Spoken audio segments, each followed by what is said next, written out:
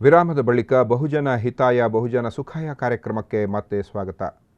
ಕಿಶೋರಿ ಜಯಲಕ್ಷ್ಮಿ ತನ್ನ ತಾಯಿ ತನ್ನ ಅಜ್ಜಿಯ ಮೂಲಕ ತನ್ನ ತಾಯಿಯ ಪಿಂಚಣಿಗಾಗಿ ನಡೆಸಿದ ಹೋರಾಟ ವ್ಯರ್ಥವಾದಂಥ ಭಾಗಗಳನ್ನು ನೀವು ಗಮನಿಸಿದಿರಿ. ಆ ಬಳಿಕ ತನ್ನ ಅಜ್ಜನ ಜೊತೆಗೂಡಿ ಅಜ್ಜನಿಗೆ ತಾನು ಆಸರೆಯಾಗಿ ತನಗೆ ಅಜ್ಜ ಆಧಾರವಾಗಿ ಇರುವಂತಹ ವಿಪರ್ಯಾಸದ ಸ್ಥಿತಿಯಲ್ಲಿ ಹೋರಾಟವನ್ನು ಮುಂದುವರೆಸಿದರು. ಅದು ಹೇಗೆ ಅನ್ನುವುದನ್ನು ನೋಡೋಣ ನಿಮ್ಮ ಟಿವಿ ಪರದೆ ಮೇಲೆ. ಉದ್ಯೋಗಕ್ಕಾಗಿ ಹೋರಾಟ. ಯಶೋಧ ಟೀಚರ್ ಸೇವೆಯಲ್ಲಿರುವಾಗಲೇ ಮೃತಪಟ್ಟಿರುವುದರಿಂದ ಅವರ ಏಕೈಕ ವಾರಿಸುದಾರಳಾದ ಮಗಳಿಗೆ ಅನುಕಂಪದ ಆಧಾರದಲ್ಲಿ ಉದ್ಯೋಗ ಸಿಗುತ್ತದೆ ಎಂದು ಹಿತೈಷಿಯೋರ್ವರಿಂದ ತಿಳಿದ ಜಯಲಕ್ಷ್ಮಿ 1997 ಸೆಪ್ಟೆಂಬರ್ ತಿಂಗಳಲ್ಲಿ ಮಂಗಳೂರಿನ ಜಿಲ್ಲಾ ಪಂಚಾಯತ್ಗೆ ಉದ್ಯೋಗಕ್ಕಾಗಿ ಅರ್ಜಿ ಸಲ್ಲಿಸಿದಳು. ಕೂಡಲೇ ಅದನ್ನು ಶಿಕ್ಷಣ ಇಲಾಖೆಗೆ ಕಳುಹಿಸಿದ ಜಿಲ್ಲಾ ಪಂಚಾಯತ್ ಅಧಿಕಾರಿಗಳು ಆದಷ್ಟು ಶೀಘ್ರವಾಗಿ ಅದನ್ನು ಶಿಕ್ಷಣ ಆಯುಕ್ತರಿಗೆ ಕಳುಹಿಸಬೇಕೆಂದು ಕೋರಿದರು. 2 ತಿಂಗಳಲ್ಲಿ ಅರ್ಜಿ ಹಿಂದಕ್ಕೆ ಬಂದಿತ್ತು. ಉತ್ತರ ಜೀವಿತ ಪ್ರಮಾಣ ಪತ್ರ, ಆದಾಯ ದೃಢೀಕರಣ ಪತ್ರ, ಕುಟುಂಬದಲ್ಲಿ ಬೇರೆ ಯಾರೂ ಸರ್ಕಾರಿ ನೌಕರಿಯಲ್ಲಿ ಇರುವುದಿಲ್ಲವೆಂಬ ಬಗ್ಗೆ ದೃಢಪತ್ರ, ಕುಟುಂಬದಲ್ಲಿ ಬೇರಾರೂ ಅನುಕಂಪದ ನೆಲೆಯಲ್ಲಿ ಉದ್ಯೋಗ ಪಡೆದಿಲ್ಲವೆಂಬ ದೃಢಪತ್ರ, 3 ವ್ಯಕ್ತಿಗಳಿಂದ ಗುಣನಡತೆಯ ಪತ್ರ, ತಾನು ಅವಿವಾಹಿತೆ ಎಂಬುದಕ್ಕಾಗಿ ಇನ್ನೊಂದು ದೃಢಪತ್ರ ಮುಂತಾದವುಗಳನ್ನು ಒದಗಿಸಬೇಕೆಂದು ಹೇಳಿದ್ದರು. ಒಂದೊಂದು ದೃಢಪತ್ರಕ್ಕಾಗಿ ಒಂದೊಂದು ಕಚೇರಿಯನ್ನು ಸಂಪರ್ಕಿಸಬೇಕಾಗಿತ್ತು. ಪ್ರತಿಯೊಂದು ಕಚೇರಿಯಲ್ಲಿ ಕಡಿಮೆ ಪಕ್ಷ 2 ಅಥವಾ 3 ಬಾರಿ ಹೋಗಬೇಕಾಗಿತ್ತು. ಉತ್ತರ ಜೀವಿತ ಪ್ರಮಾಣಪತ್ರ ಪಡೆಯಲು ಜಿಲ್ಲಾಧಿಕಾರಿಗಳ ಕಚೇರಿಗೆ ಹೋದಾಗ ವಾರ ಬಿಟ್ಟು ಬರಲು ತಿಳಿಸಿದರು. 2ನೇ ಬಾರಿ ಹೋದಾಗ ಪುನಃ ಮುಂದಿನ ವಾರ ಬರಲು ತಿಳಿಸಲಾಯಿತು. 3ನೇ ಬಾರಿ ಹೋದಾಗ ದೃಢಪತ್ರಿಕೆ ತಯಾರಾಗಿತ್ತು. ಆದರೆ ಅದನ್ನು ಪಡೆಯಲು 100 ರೂಪಾಯಿಯ ನ್ಯಾಷನಲ್ ಸೇವಿಂಗ್ಸ್ ಸರ್ಟಿಫಿಕೇಟ್ ತರಲು ಹೇಳಿದರು. ಈ ಎಲ್ಲ ದಾಖಲೆಗಳನ್ನು ಪಡೆಯಲು, ಅವುಗಳ ಜೆರಾಕ್ಸ್ ಪ್ರತಿ ತೆಗೆಯಲು, ಅವುಗಳನ್ನು ನೋಟರಿಯಿಂದ ಸೀಲು ಒತ್ತಿಸಲು ಈಗಾಗಲೇ 3,000 ರೂಪಾಯಿಗಳ ಸಾಲ ಮಾಡಿದ್ದ ಜಯಲಕ್ಷ್ಮಿ ಇದೀಗ 100 ರೂಪಾಯಿಗಳ ಸಾಲ ತೆಗೆದು ರಾಷ್ಟ್ರಕ್ಕಾಗಿ ಉಳಿತಾಯ ಸರ್ಟಿಫಿಕೇಟ್ ಖರೀದಿಸಿದಳು. 1999 ಜೂನ್ ಮೊದಲ ವಾರದಲ್ಲಿ ಆಕೆಯ ಅರ್ಜಿಯನ್ನು 3ನೇ ಬಾರಿ ಹಿಂದಿರುಗಿಸಲಾಗಿತ್ತು. ಅದರಲ್ಲೂ ನಮೂನೆ 1 ಮತ್ತು 2ರಲ್ಲಿ ಸರಿಯಾದ ನಮೂನೆಯಲ್ಲಿ ಸ್ಪಷ್ಟವಾಗಿ ಬರೆದು ಕಳುಹಿಸಿರಿ. ಕುಟುಂಬದ ವಾರ್ಷಿಕ ಆದಾಯ ಪ್ರಮಾಣ ಪತ್ರ ಮತ್ತು ಇತರ ದೃಢಪತ್ರಗಳು ದಿವಂಗತ ನೌಕರರ ಕುಟುಂಬದ ಮುಖ್ಯಸ್ಥರ ಹೆಸರಿನಲ್ಲಿರಬೇಕು.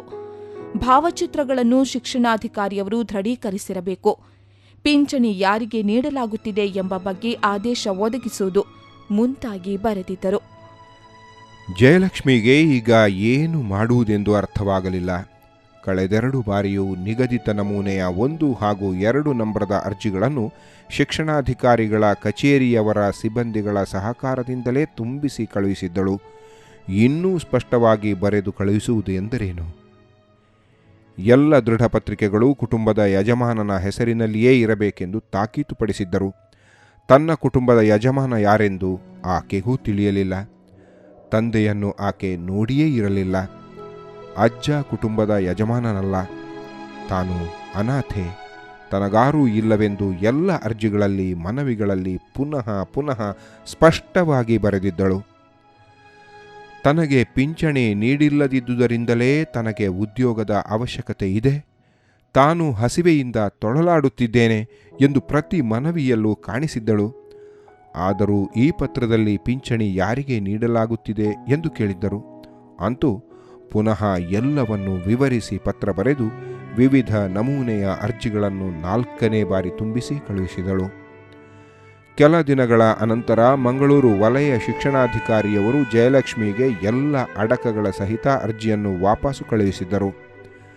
ಸರ್ಕಾರಿ ಆದೇಶ ಸಂ ಇಡಿ 73 SEP 97 ದಿನಾಂಕ 6/10/97ರಂತೆ ಮೃತರಾದ ಸರ್ಕಾರಿ ನೌಕರರು ಮಹಿಳೆಯಾಗಿದ್ದಲ್ಲಿ ಅವರ ಅವಲಂಬಿತರಿಗೆ ಅನುಕಂಪದ ಆಧಾರದಲ್ಲಿ ನೇಮಕಾತಿ ಮಾಡುವ ಸೌಲಭ್ಯ ಇರುವುದಿಲ್ಲ ಎಂದು ಬರೆದಿದ್ದರು. ಜಯಲಕ್ಷ್ಮಿ ಕುಸಿದಳು. 1997ರಲ್ಲಿಯೇ ಇದು ಕಾನೂನು ಆಗಿದ್ದಲ್ಲಿ ತನ್ನ ಅರ್ಜಿಯನ್ನು 5 ಬಾರಿ ಹಿಂದೆ ಕಳುಹಿಸುವ ಅಗತ್ಯವಾದರೂ ಏನಿತ್ತು? ಪುನಃ ಪುನಃ ಕೇಳಿದ್ದನ್ನೇ ಕೇಳುವ ಅಗತ್ಯವೇನಿತ್ತು? 2000 ಇಸವಿಯ ಮಾರ್ಚ್ ತಿಂಗಳಲ್ಲಿ ಆಯುಕ್ತರ ಕಚೇರಿಯಿಂದ ಮಂಗಳೂರಿನ ಶಿಕ್ಷಣ ಅಧಿಕಾರಿಗೆ ಬಂದ ಪತ್ರವೊಂದರಲ್ಲಿ ಜಯಲಕ್ಷ್ಮಿ ಪ್ರಾಪ್ತ ವಯಸ್ಸು ಬಂದು 1 ವರ್ಷದೊಳಗೆ ಅರ್ಜಿ ಸಲ್ಲಿಸಲಿಲ್ಲ ಎಂಬ ಆಕ್ಷೇಪಣೆಯನ್ನೂ ಎತ್ತಿದ್ದಾರೆ. ಆದರೆ ಕಳೆದ 20 ವರ್ಷಗಳಲ್ಲಿ ಈ ಪುಟ್ಟ ಬಾಲಿಕೆ ಎಷ್ಟು ಕಷ್ಟ ಅನುಭವಿಸಿದ್ದಾಳೆ, ಹೇಗೆ ಬದುಕಿ ಉಳಿದಳು ಎಂಬುದನ್ನಾದರೂ ಈ ಅಧಿಕಾರಿಗಳು ಆಲೋಚಿಸಿದ್ದಾರೆಯೇ? ಕಗ್ಗತ್ತಲಲ್ಲಿ ಆಶಾಕಿರಣ. ಆದರೆ ಇತ್ತೀಚೆಗೆ ದಿನಾಂಕ 12/10/2000 ಮಂಗಳೂರಿನ ಕ್ಷೇತ್ರ ಶಿಕ್ಷಣಾಧಿಕಾರಿಗಳು ಶಿಕ್ಷಣ ಉಪನಿರ್ದೇಶಕರಿಗೆ ಬರೆದ ಪತ್ರದ ಯಥಾಪ್ರತಿಯೊಂದನ್ನು ಕುಮಾರಿ ಜಯಲಕ್ಷ್ಮಿಗೆ ಕಳುಹಿಸಿದ್ದಾರೆ. ಇದನ್ನು ಕಂಡು ಜಯಲಕ್ಷ್ಮಿಗೆ ಪುನಃ ಆಶೆ ಚಿಗುರಿದೆ. ಮೃತರಾದ ಸರ್ಕಾರಿ ನೌಕರರು ಮಹಿಳೆಯಾದಲ್ಲಿ ಅವಲಂಬಿತರಿಗೆ ನೇಮಕಾತಿಯ ಅವಕಾಶವಿದೆ ಎಂದು ದಿನಾಂಕ 31/3/98 ಹೊರಟ ಸರ್ಕಾರಿ ಅಧಿಸೂಚನೆಯೊಂದು ತಿಳಿಸಿರುವುದರಿಂದ ಕುಮಾರಿ ಜಯಲಕ್ಷ್ಮಿಯ ಎಲ್ಲಾ ದಾಖಲೆಗಳನ್ನು ಅರ್ಜಿ ಸಹಿತ ಕಳುಹಿಸುತ್ತಿರುವುದಾಗಿ ಬರೆದಿದ್ದಾರೆ. ಈ ಪತ್ರದಲ್ಲಿ ಮಂಗಳೂರಿನ ಕ್ಷೇತ್ರ ಶಿಕ್ಷಣಾಧಿಕಾರಿಯವರು ಜಯಲಕ್ಷ್ಮಿಯ ಇಡೀ ಪ್ರಕರಣವನ್ನು ಒಂದೇ ಪ್ಯಾರಾದಲ್ಲಿ ಬರೆದಿದ್ದು ಈ ಕೆಳಗಿನಂತಿದೆ. ಸದರಿ ಮನವಿದಾರರು ಈ ಹಿಂದೆ ಅಂದರೆ 8/9/97 ಅನುಕಂಪದ ನೇಮಕಾತಿ ಕೋರಿ ಅರ್ಜಿ ಸಲ್ಲಿಸಿದ್ದರೆಂಬುದು ಕಡತಗಳ ಪರಿಶೀಲನೆಯಿಂದ ಕಂಡುಬರುತ್ತದೆ.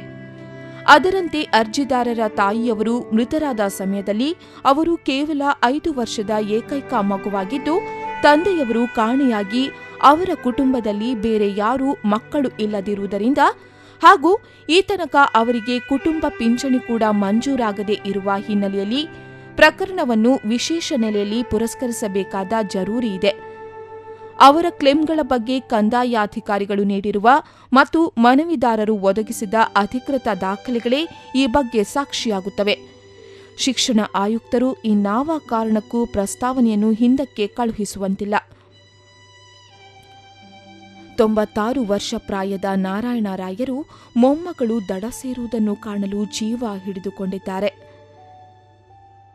ಬಳಕೆದಾರರ ವೇದಿಕೆಯ ತನಿಖಾ ತಂಡದವರು ಅವರಲ್ಲಿಗೆ ಹೋದಾಗ ಶಿಕ್ಷಣ ಇಲಾಖೆಯ ಅಧಿಕಾರಿಗಳೆಂದು ತಿಳಿದು ಗಟ್ಟಿಯಾಗಿ ಕೈ ಹಿಡಿದುಕೊಂಡ ನಾರಾಯಣರಾಯರು, ಸ್ವಾಮಿ, ಈ ಮಗುವಿನ ಕೈ ಬಿಡಬೇಡಿ. ಅವಳ ತಾಯಿ ಇಲಾಖೆಗೆ ಮಾಡಿದ ಸೇವೆಗಾಗಿಯಾದರೂ ಅವಳಿಗೊಂದು ಉದ್ಯೋಗ ಕೊಟ್ಟು ಪುಣ್ಯ ಕಟ್ಟಿಕೊಳ್ಳಿ ಎಂದರು. ಕುಮಾರಿ ಜಯಲಕ್ಷ್ಮಿಯ ಸಮಸ್ಯೆ ಪರಿಹಾರದಲ್ಲಿ ನೀವೇನು ಮಾಡಲಿದ್ದೀರಿ ಎಂದು ಬಸ್ರೂರು ಬಳಕೆದಾರರ ವೇದಿಕೆಯು ಶಿಕ್ಷಣ ಆಯುಕ್ತರಿಗೂ ಮಹಾಲೇಖಪಾಲರಿಗೂ ಪತ್ರ ಬರೆದು 2 ತಿಂಗಳುಗಳಾದವು. ಬಳಕೆದಾರರ ಶಿಕ್ಷಣ ಪತ್ರಿಕೆಯಲ್ಲಿ ಲೇಖನವೂ ಪ್ರಕಟವಾಯಿತು. ಯಾರಿಂದಲೂ ಉತ್ತರ ಬಂದಿಲ್ಲ. ನೀವಾದರೂ ನ್ಯಾಯ ನೀಡುವಿರಾ? ಈ ಕಥೆಯನ್ನೋದಿ ನಿಮಗೇನನ್ನಿಸುತ್ತಿದೆ? ಆಕೆಗೆ ಉದ್ಯೋಗ ನೀಡಿ ರಕ್ಷಿಸುವುದು ಸರ್ಕಾರದ, ಸಮಾಜದ ಕರ್ತವ್ಯವಲ್ಲವೇ? ಈಕೆಯ ತಾಯಿಯ ಪಿಂಚಣಿ ಇದೀಗ ಬಡ್ಡಿ ಸಹಿತ ನೀಡಬೇಡವೇ? ಒಂದು ವೇಳೆ ಈ ಎಲ್ಲ ಹಣ ಬಡ್ಡಿ ಸಹಿತ ನೀಡಿದರೂ ಆಕೆ ಅನುಭವಿಸಿರುವ ಮಾನಸಿಕ ಹಿಂಸೆಗೆ ಪರಿಹಾರವೆನಿಸುವುದೇ? ನಿಮಗೆ ಏನನ್ನಿಸುತ್ತಿದೆ ಎಂಬುದನ್ನು ನೀವು ದಕ್ಷಿಣ ಕನ್ನಡ ಜಿಲ್ಲಾ ಉಸ್ತುವಾರಿ ಸಚಿವ ಶ್ರೀ ರಮಾನಾಥ ರೈ ಅವರಿಗೆ ಬರೆಯಬಹುದು. ಇದುವರೆಗೆ ಶಿಕ್ಷಣ ಇಲಾಖೆಯ ಅಧಿಕಾರಿಗಳಿಗೆ ಅರ್ಥವಾಗದೇ ಇರುವುದನ್ನು ಮನವರಿಕೆ ಮಾಡಿಕೊಡಲು ಶ್ರೀ ರಮಾನಾಥ ರೈ ಅವರು ಸಮರ್ಥರಿದ್ದಾರೆ. ನೀವು ಅವರಿಗೆ ಪತ್ರ ಬರೆಯುವುದಾದಲ್ಲಿ ಅವರ ಪ್ರತಿಯೊಂದನ್ನು ಬಳಕೆದಾರರ ವೇದಿಕೆ, ಬಸ್ರೂರು 576211 ಇಲ್ಲಿಗೂ ಕಳುಹಿಸುವಿರಾ? ರಮಾನಾಥ ರೈ ಅವರಿಗೆ, ಸಚಿವರಾಗಿದ್ದವರಿಗೆ ಪತ್ರವನ್ನು ಬರೆಯುವ ಆಂದೋಲನದ ಜೊತೆಗೆ ಈ ಪ್ರಕರಣ ಬಂದು ನಿಂತಿದೆ ಅನ್ನುವಷ್ಟರಲ್ಲಿಗೆ ನಮ್ಮ ಜೊತೆ ಡಾಕ್ಟರ್ ರವೀಂದ್ರನಾಥ್ ಶಾನುಭೋಗ್ ಅವರಿದ್ದಾರೆ. ಹೋರಾಟದ ಹಾದಿಯ ಬಗ್ಗೆ ಒಂದಷ್ಟು ವಿವರಗಳನ್ನು ನೀಡ್ತಾರೆ. ಇದೆಲ್ಲವನ್ನು ಮಾಡೋದಕ್ಕೆ ಸಾಧಾರಣ 3-4 ಸಾವಿರ ರೂಪಾಯಿ ಖರ್ಚು ಮಾಡಿದ್ದಾಳೆ ಈ ಹುಡುಗಿ. ಇಷ್ಟನ್ನೆಲ್ಲ ಸರ್ಟಿಫಿಕೇಟ್ಸನ್ನು ಜೀವಿತ ಪತ್ರ ಅಂತ ಏನಂತ ಯಾರಿಗೂ ಗೊತ್ತಿಲ್ಲ. ಉತ್ತರ ಜೀವಿತ ಪ್ರಮಾಣ ಪತ್ರ ಅದು ಏನಂತೇಳಿ ನನಗೂ ಗೊತ್ತಾಗ್ಲಿಲ್ಲ. ಅಂದರೆ ತಾನು ಜೀವಂತದಲ್ಲಿ ಇದ್ದೇನೋ ಅದು ಏನಂತ ಅದು ನನಗೆ ಗೊತ್ತಾಗ್ಲಿಲ್ಲ. ಆದರೆ ಅದು ಯಾರ ಥರ ಸಿಗ್ತದೆ ಅಂತ ಹೇಳಿದ್ದು ಅದನ್ನು ತಗೊಂಡು ಬಂದರು. ಇದನ್ನೆಲ್ಲ ಮಾಡುವಾಗ ಸಮಯ ತುಂಬ ವ್ಯರ್ಥ ಆಗಿದೆ, ಹಣವೂ ಮುಗ್ದಿದೆ. ಕೊನೆಗೆ ಇವರು ಅದರಲ್ಲಿ ಆ ಸರ್ಟಿಫಿಕೇಟನ್ನು ಕೇಳುವಾಗ ಯಾರೋ ಒಬ್ಬ ಅಧಿಕಾರಿ ಹಾಗಾದರೆ ಒಂದು 100 ರೂಪಾಯಿದು ಸೇವಿಂಗ್ ಸರ್ಟಿಫಿಕೇಟ್ ತಗೊಳ್ಳಿ ಅಂಥೇಳಿ. ಎಂಥ ಕಠೋರ ಹೃದಯಗಳು ನನಗೆ ಗೊತ್ತಾಗಲಿಲ್ಲ. ಅವಳು ಇವಾಗಲೇ ಊಟಕ್ಕಿಲ್ಲದೆ ಇರುವವಳ ಹತ್ರ ರಾಷ್ಟ್ರ ಭದ್ರತೆಗಾಗಿ ನೀವು 100 ರೂಪಾಯಿ NSCಯನ್ನು ಕೇಳ್ತಾ ಇರುವಂಥದ್ದು. ಇಡೀ ಜಗತ್ತಿನಲ್ಲಿ ಯಾವುದೇ ದೇಶದಲ್ಲಿ ಇಂಥ ಕ್ರೌರ್ಯ ನಡೀಲಿಕ್ಕಿಲ್ಲ. ಇದೆಲ್ಲವನ್ನು ನಮ್ಮ ಬ್ಯೂರೋಕ್ರಸಿಯವರು ಮಾಡ್ತಾರೆ ಅಂತ ಆದರೆ ಎಷ್ಟು ಕಠೋರ ಹೃದಯಗಳು ಅಂತೇಳಿ ತಾವು ನೋಡಿ. ವೀಕ್ಷಕರು ಇದನ್ನು ಗಮನ ಮಾಡಬೇಕು. ಯಾಕಂದರೆ ಇಂತಹ ಕಠೋರ ಹೃದಯಗಳನ್ನು ಎಲ್ಲಿಯೂ ನಿಮಗೆ ವರ್ಲ್ಡ್ನಲ್ಲಿ ಸಿಗಲಿಕ್ಕಿಲ್ಲ ಅಂತೇಳಿ ನಾನು ಧೈರ್ಯವಾಗಿ ಹೇಳ್ತೀನಿ. ಈಗ ಇಷ್ಟೆಲ್ಲ ಪ್ರಕರಣಗಳು ಆಯಿತು, ಮುಗೀತು. ನಮ್ಮ ದೇಶದಲ್ಲಿ, ರಾಜ್ಯದಲ್ಲಿರುವಂತಹ ಆಡಳಿತ ವ್ಯವಸ್ಥೆಯ ಹಿನ್ನೆಲೆಯಲ್ಲಿ ಇದೆಲ್ಲ ನಡೀತು. ಆಮೇಲೆ ನಿಮ್ಮನ್ನವರು ಯಾವಾಗ ಸಂಪರ್ಕಿಸಿದರು, ಹೇಗೆ ಭೇಟಿ ಮಾಡಿದರು? ಎಲ್ಲ ಕಡೆಯಿಂದಲೂ ಅವರು ಈಚಿಂದ ಪಿಂಚಣಿನೂ ಸಿಗಲಿಲ್ಲ. 16 ವರ್ಷ ಹೋರಾಡಿದ್ರು ಪಿಂಚಣಿ ಸಿಗಲಿಲ್ಲ. ಆಚೆಯಿಂದ ಕೆಲಸನೂ ಸಿಗಲಿಲ್ಲ. ಊಟಕ್ಕಿಲ್ಲದ ಗತಿ ಇಲ್ಲದ ಒಂದು ಈ ಪರಿಸ್ಥಿತಿಯಲ್ಲಿ, ಯಾಕಂದರೆ ಅವರಿಗೆ ಆಗ ಇದ್ದ ಆದಾಯ ಕೇವಲ ಅಜ್ಜನವರದ್ದು 1500 ರೂಪೀಸ್, 1500 ರೂಪಾಯಿ ಒಂದು ಪಿಂಚಣಿ. ಮತ್ತೆ ನಾರಾಯಣ ರಾಯ್ ಲೋಕೋಪಯೋಗಿ ಇಲಾಖೆ ಅಟೆಂಡರ್ ಆಗಿದ್ದವರು. ಅವರು ಪಡೆದ ಪಿಂಚಣಿ ಆವಾಗ ಅವರು 50ನೇ ಇಸ್ವಿ ದಶಕದಲ್ಲಿ ರಿಟೈರ್ಡ್ ಆದವರು. ಅವರದ್ದು ಏನು ಪಿಂಚಣಿ ಸಿಗ್ಬೋದು ಅದು ಪಿಂಚಣಿ. ಮತ್ತು ಇವರದ್ದು ಏನೋ ಆಚೀಚೆ ಕೆಲಸ ಮಾಡಿದ್ದು, ಏನೋ ಸರ್ಕಾರಿ ಕೆಲಸ ಇಲ್ಲ, ಏನಿಲ್ಲ, ಏನೋ ಕೂಲಿ ಕೆಲಸ ಮಾಡಿದ ಹಾಗೆ ಟೆಲಿಫೋನ್ ಬೂತ್ನಲ್ಲಿ ಕೆಲಸ ಮಾಡ್ತಾ ಇದ್ಲು. ಅದು ಮಾತ್ರ ಅವಳಿಗೆ ಸಿಕ್ಕಿದ್ದು. ಈ ಪರಿಸ್ಥಿತಿಯಲ್ಲಿ ನಮ್ಮ ಹತ್ರ ಬಂದರು. ನೋಡುವಾಗ ನಮಗೆ ಆಶ್ಚರ್ಯ ಆಯಿತು. ಮಂಗಳೂರಿಂದ ಉಡುಪಿಗೆ ಬರಲಿಕ್ಕೆ ಸರಿಯಾಯ್ತು, ಅವ್ರ ಹತ್ರ ಹಣ ಇರಲಿಲ್ಲ ನೋಡಿ. ಆ ಪರಿಸ್ಥಿತಿಯಲ್ಲಿ ಯಾರ ಹತ್ರನೋ ಸಾಲ ಮಾಡಿಕೊಂಡು ಬಂದಿದ್ದಳು. ಆವಾಗ ನಮಗೆ ಇದನ್ನು ಇಷ್ಟು ವರ್ಷ ಒಂದು ಕುಟುಂಬ, ಅದು ಸಹ ಕೇವಲ ಹೆಂಗಸರು, ಒಂದು ತಮ್ಮ ನ್ಯಾಯಯುತ ಹಕ್ಕಿಗಾಗಿ ಹೋರಾಟ ಮಾಡೋದಂತಾದರೆ ಏನು ದುರ್ದೈವ ನಮ್ಮ ದೇಶದ್ದು, ನಮ್ಮ ರಾಜ್ಯದ್ದು ಎಂಬ ಭಾವನೆ ನಮಗೆ ಬಂತು. ನಿಮ್ಮಲ್ಲಿ ಬಂದ ಮೇಲೆ ಅದರ ನಂತರ ನಾವು ಹೇಳಿದ್ವು, ಸಂಪೂರ್ಣವಾಗಿ ಇವರಿಗೆ ಅಭಯವನ್ನು ನೀಡಿದ್ವು ನಾವು. ನೀವು ಯಾವುದೇ ರೀತಿಯಲ್ಲಿ ಹೆದರಿಕಬೇಕಾಗಿಲ್ಲ, ನಿಮಗೆ ನ್ಯಾಯ ಸಿಗೋ ತನಕ ನಾವು ನಿಮ್ಮ ಬೆಂಬಲಕ್ಕಿದ್ದೀವಿ ಅಂತ ಹೇಳಿ ನಮ್ಮ ಹಲವಾರು ಕಾರ್ಯಕರ್ತರು ಮಂಗಳೂರಿನಲ್ಲಿದ್ದರು. ಅವರಿಗೆ ಯಾವ ರೀತಿಯಲ್ಲಿ ಸಹಕಾರ ಕೊಡಬೇಕೋ ಅದನ್ನೆಲ್ಲ ಸಹಕಾರವನ್ನು ಕೊಡುವ ಒಂದು ಪರಿಸ್ಥಿತಿಯನ್ನು ನಾವು ಆ ವ್ಯವಸ್ಥೆಯನ್ನು ಮಾಡಿದೆವು. ನೀವು ಅವರು ಅಜ್ಜ ಮತ್ತು ಮೊಮ್ಮಗಳು ಇಬ್ಬರೇ ಮನೆಯಲ್ಲಿ? ಹೌದು. ಇವರ ಜೀವನ ನಿರ್ವಹಣೆಗೆ ಪಿಂಚಣಿಯ ಮೊತ್ತವನ್ನು ಅವಲಂಬಿಸಿದರು. ಟೆಲಿಫೋನ್ ಬೂತ್ನಂತಹ ಒಂದು ಸಣ್ಣ ಪುಟ್ಟ ಕೆಲಸವನ್ನು ಜಯಲಕ್ಷ್ಮಿ ಮಾಡ್ತಾ ಇದ್ದರು. ಎಳೆಯ ಹುಡುಗಿ, ಬಹುಶಃ ಬಾಲಕಾರ್ಮಿಕೆಯ ಒಂದು ಹಂತವನ್ನು ದಾಟಿ ಅಥವಾ ಹಿಂದೆ ಮುಂದೆ ಈ ಹಂತದಲ್ಲಿ ಇದ್ದಿರ್ಬೋದು ಅವರು. ಅಲ್ಲ, ಬಾಲಕಾರ್ಮಿಕೆಯಾಗಿಯೇ ಕೆಲಸ ಮಾಡಿದ್ದವಳು. ಬಾಲಕಾರ್ಮಿಕೆಯಾಗಿಯೇ ಯಾಕಂದರೆ ಊಟಕ್ಕೆ ಬೇಕಲ್ಲ ಏನಾದರೂ. ಯಾವ ಪರಿಸ್ಥಿತಿಯಲ್ಲಿನೂ ಯಾವ ಹಣ ಒಳಗೆ ಬರುವ ಹಣ ಆದಾಯವೇ ಇಲ್ಲ ಅಂತ ಆದರೆ ಏನಾದರೂ ಯಾರು ಮಾಡಬೇಕಲ್ಲ. 90 ವರ್ಷದವರು ಏನು ಮಾಡ್ತಾರೆ? ಆದ್ದರಿಂದ ಆ ಸ್ಥಿತಿಯಲ್ಲಿ ಅವಳಿದ್ಲು. ಅಂತೂ ಹೋರಾಟದ ಕಿಚ್ಚಿತ್ತು ಆ ಹುಡುಗಿಯಲ್ಲಿ. ತಾನು ಏನಾದರೂ ಮಾಡಿ ತನ್ನ ತಾಯಿಗೆ ನ್ಯಾಯವಾಗಿ ಸಿಗಬೇಕಾದ್ದನ್ನು ನಾನು ಪಡೆದೇ ತೀರ್ತೇನೆ ಎಂಬ ಒಂದು ಹಠ ಇತ್ತು ಅವಳ ಹತ್ರ. ನಿಮ್ಮಲ್ಲಿಗೆ ಬಂತು. ಇಷ್ಟು ವಿಷಯಗಳಾದಮೇಲೆ ನೀವು ಅವರಿಗೆ ಒಂದು ಅಭಯದ ರೀತಿಯಲ್ಲಿ ಅವರ ಮನೆಯಲ್ಲಿ ವಾಸ ಮಾಡುವ ಹಾಗೆ ನಾವು ಅವರ ಮನೆಗೆ ಸಹ ಹೋಗಿದ್ದೆವು. ನೋಡಿದಾಗ ಎಷ್ಟು ನಮಗೆ ಬೇಸರ ಆಯ್ತು ಅಂತ ಹೇಳಿದರೆ, ಮನೆಗೆ ಈಗ ಇವಳು ಪ್ರಾಯಕ್ಕೆ ಬಂದ ಹುಡುಗಿ ಮನೆಯಲ್ಲಿ ಸರಿಯಾಗಿ ಬಾಗಿಲು ಸಹ ಇರಲಿಲ್ಲ, ಒಂದು ಭದ್ರತೆ ಏನೂ ಇರಲಿಲ್ಲ. ಅಂಥ ಪರಿಸ್ಥಿತಿಯನ್ನು ನಾವು ನೋಡಿದ್ದೇವೆ. ಆ ಪರಿಸ್ಥಿತಿಯಲ್ಲಿ ಅವಳು ಒಂದು ಕಚೇರಿಯಿಂದ ಇನ್ನೊಂದು ಕಚೇರಿಗೆ ಹೋಗುವಾಗ ಅವ್ರ ಹತ್ರ ಕೇಳುವಾಗ ಎಷ್ಟು ಅವಳಿಗೆ ಜೀವನದ ಎಷ್ಟು ಸಂಕಟ ಬಂದಿರ್ಬೋದು ಅಂತೇಳಿ ನಮ್ಗೆ ಇಮ್ಯಾಜಿನ್ ಮಾಡಲಿಕ್ಕೆ ಆಗಲಿಕ್ಕಿಲ್ಲ. ಅಷ್ಟು ಮಾಡಿದ್ದು. ಅದಕ್ಕಾಗಿ ನಾವೇನು ಮಾಡಿದ್ವು, ಇನ್ನು ಯಾವ ಬ್ಯೂರೋಕ್ರಸಿ ಹತ್ರ ಹೋಗೋದೇ ಬೇಡ ಅಂತ ಹೇಳಿ ನೇರವಾಗಿ ಉಸ್ತುವಾರಿ ಸಚಿವ ರಮನಾಥ್ ರೈ ಇದ್ದಾರೆ, ಅವರಿಗೆ ನಾವು ಸಂಪೂರ್ಣವಾಗಿ ಎಲ್ಲ ಮಾಹಿತಿಯನ್ನು ಅವರಿಗೆ ಕಳಿಸಿ, ನೋಡಿ ಈಗ ನಾವು ಆಗ್ರಹ ಮಾಡ್ತಾ ಇದ್ದೇವೆ, ಇದನ್ನು ನಾವು ಪತ್ರಿಕೆಗಳಿಗೂ ಬಿಡುಗಡೆ ಮಾಡ್ತಾ ಇದ್ದೇವೆ ಅಂತ ಹೇಳಿ ಪತ್ರಿಕಾ ಲೇಖನ ಉದಯವಾಣಿಯಲ್ಲೂ ಬಂತು. ಎಲ್ಲ ಪತ್ರಿಕೆಗಳಲ್ಲಿ ಇದು ಬಂದ ಮೇಲೆ 11,000 ಮಂದಿ ಇದರಲ್ಲಿ ಬರೆದ್ರು ನೋಡಿ. ಈ ಪತ್ರಿಕೆಗಳಿಗೆ ಹೋಗುವ, ಮಾಧ್ಯಮಗಳಿಗೆ ಹೋಗುವ ಅಥವಾ ಜನಾದೇಶವನ್ನು ಪತ್ರದ ಮೂಲಕ ವ್ಯಕ್ತಪಡಿಸುವುದಕ್ಕಿಂತ ಮೊದಲು ಇವರ ಒಂದು ಕುಟುಂಬದ ವ್ಯವಸ್ಥೆಗೆ ಅಥವಾ ಭದ್ರತೆಗೆ, ನೀವು ಹೇಳಿದ ಹಾಗೆ ಅವರ ಮನೆಯ ಬಾಗಿಲು ಕೂಡ ಇರಲಿಲ್ಲ, ಅವರಿಗೆ ಉಳ್ಕೊಳ್ಳಿಕ್ಕೆ ಕಷ್ಟ ಆಗ್ತಾ ಇತ್ತು ಅನ್ನುವುದನ್ನು ಗಮನಿಸಿಕೊಂಡು ನೀವು ಅದಕ್ಕೇನಾದರೂ ವ್ಯವಸ್ಥೆ ಮಾಡಿ? ಅದಕ್ಕೆ ಆ ವ್ಯವಸ್ಥೆ ನೋಡಿ, ಅದು ಮಾನವೀಯ ನೆಲೆಯಲ್ಲಿ ಅದು ಅವರ ಹಕ್ಕು ಅಂತೆಲ್ಲ ಅಲ್ಲ.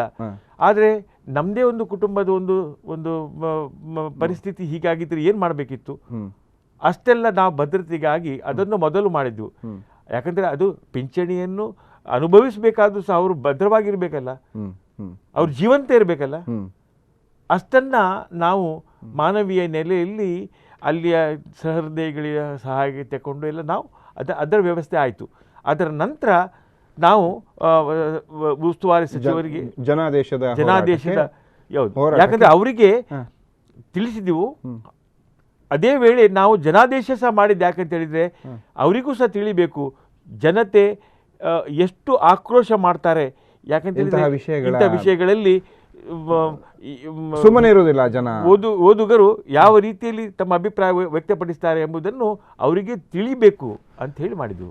ಪ್ರಿಯ ವೀಕ್ಷಕರೇ, ಇಂತಹ ಮನ ಕಲಕುವ ಸಂದರ್ಭದಲ್ಲಿ ಬಳಕೆದಾರರ ವೇದಿಕೆಯಿಂದ ಮಾನವ ಹಕ್ಕುಗಳ ರಕ್ಷಣಾ ಪ್ರತಿಷ್ಠಾನದ ವತಿಯಿಂದ ಸಂತ್ರಸ್ತರು ಎನಿಸಿಕೊಂಡವರಿಗೆ ಪ್ರಾಥಮಿಕವಾಗಿ ಬೇಕಾದಂತಹ ಎಲ್ಲ ವ್ಯವಸ್ಥೆಗಳನ್ನು ಮಾಡುವ ಮಾನವೀಯ ಜವಾಬ್ದಾರಿಯನ್ನು ವಹಿಸಿಕೊಂಡು ಉದಯವಾಣಿಯ ಮೂಲಕ, ಪತ್ರಿಕೆಗಳ ಮೂಲಕ ಸಾರ್ವಜನಿಕರಿಗೆ ಇತ್ತಂತಹ ಕರೆಗೆ, ವಿನಂತಿಗೆ ಮತ್ತು ತಮ್ಮದೇ ಹಕ್ಕುಗಳ ಹೋರಾಟಕ್ಕೆ ಹಠ ತೊಟ್ಟು ನಿಂತಿರುವಂತಹ ಬಾಲೆಯ ಸಹಾಯಕ್ಕೆ ಸಮಾಜ, ಓದುಗರು ಯಾವ ರೀತಿ ಪ್ರತಿಕ್ರಿಯಿಸಿದರು, ಅವರ ಪ್ರತಿಕ್ರಿಯೆಗಳ ಮಹಾಪೂರದಲ್ಲಿ ಈ ಕೆಲಸ ಸಾಧ್ಯವಾಯಿತೆ. ಜಯಲಕ್ಷ್ಮಿ ನಿಜವಾಗಿಯೂ ಜಯ ಪಡೆಯಲು ಸಾಧ್ಯವಾಯಿತೆ. ಓದುಗರ, ಸಮಾಜದ ಮಂದಿಯ ಪ್ರತಿಕ್ರಿಯೆ ಹೇಗಿತ್ತು?